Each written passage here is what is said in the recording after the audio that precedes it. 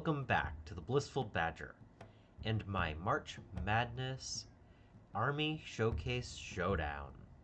Throughout this month, we're going to look at all of my armies, and I'd like you to rate these armies on 5 criteria on a scale of 1 to 10.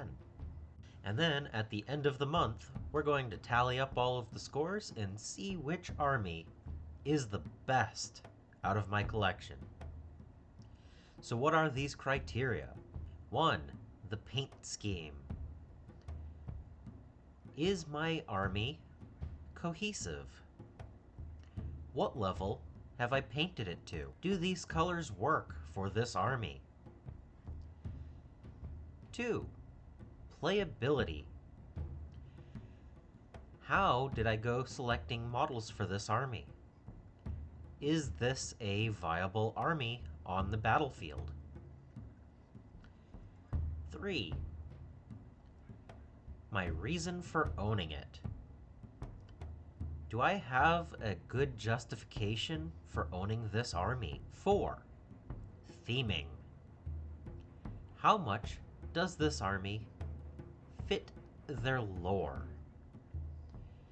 Have I built this army to a standard that makes sense for what the army does in the lore? And 5, conversions and customization. What conversions did I make to this army? How did I make it my own? So which army are we checking out today? Today we're going back to Age of Sigmar and my Stormcast Eternals. When I decided to collect Age of Sigmar, I knew I wanted my Skaven, and because of that, I picked up a Dominion box, because the Skaven needed someone to fight, right? And so that started my Stormcast Eternals and Cruel Boys armies. And as you can see, I did start building some of the Dominion Stormcast, but most of them are still waiting to be built. This is 2 boxes minus the special character, because you can only have one of those, so there wasn't any need to keep a second one around. And as you can see, I still need to build some. But then, when Skaventide was announced, I picked up 2 of the Skaventide box. And someone was selling quite a bit of the Soul Wars and some of the Vanguard units. So the Paladors and the Rangers and bows and stuff.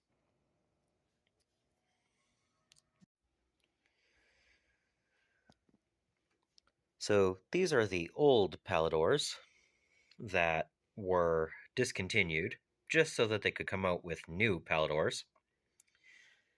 Yep, I don't really care. I like the models, and that's 9 fairly large creatures that I can paint. Same with the bows and the swords or axes. They're cool models, and I'm perfectly fine with building old models.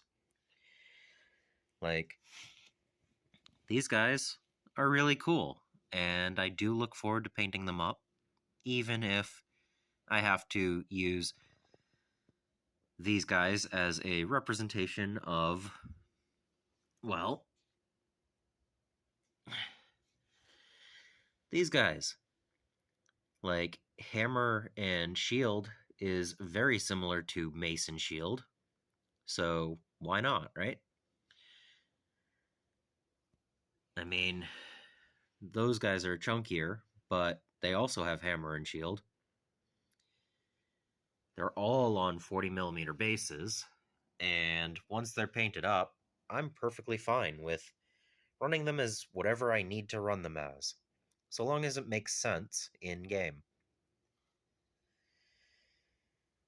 So, during the Skaventide launch month, where I built and painted the whole of the Skaventide box, I got quite a bit done. I have the spearhead over here, fully painted and based, and the remainder of the Skaventide box. I really love the color scheme that I went with. It's definitely vibrant, and I love the bestest burb and the goodest griff. And I do look forward to painting up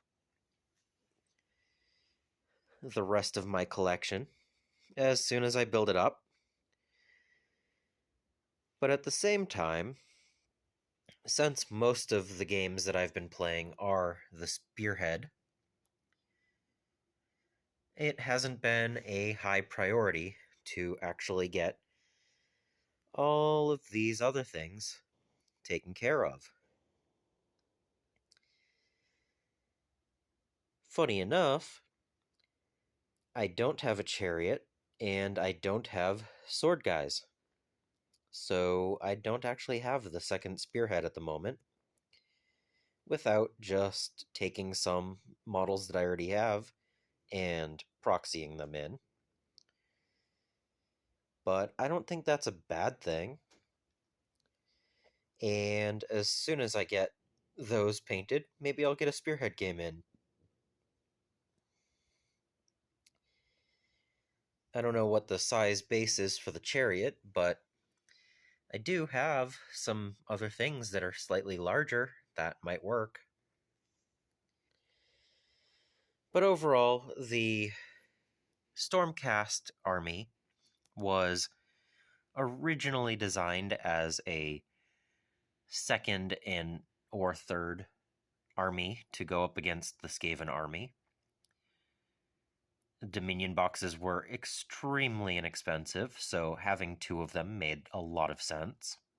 And although I only got a few of them built up before Skaventide released, I was planning on going full force into it.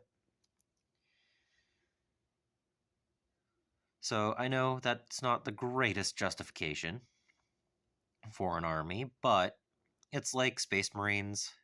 If you collect a force in a game system, you're more than likely going to get the poster boys. So at least I have an interesting color scheme and a playable 1,000 points in 4th edition and the full spearhead. And I do look forward to painting up even the ones that are not currently in-game.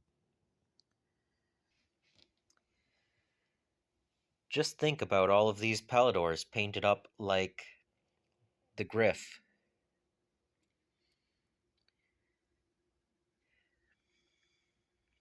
I mean, that's 9 of them right there.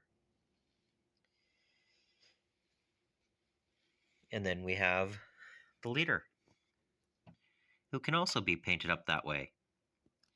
Or maybe I'll choose a different type of bird to paint it up as. But I do look forward to it. These look like really cool kits to build and paint.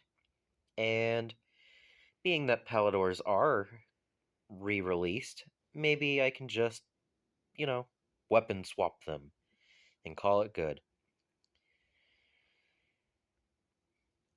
And this is going to be great for future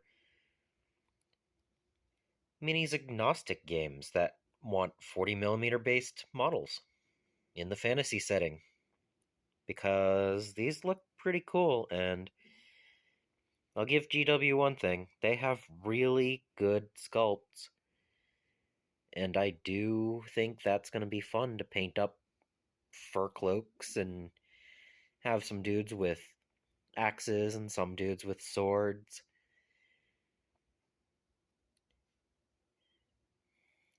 Some more with bows, several birds. There's quite a bit here. And why not do a second Skaventide army as well, because those are really fun. I really like how they came out, and maybe I'll even get to this at some point.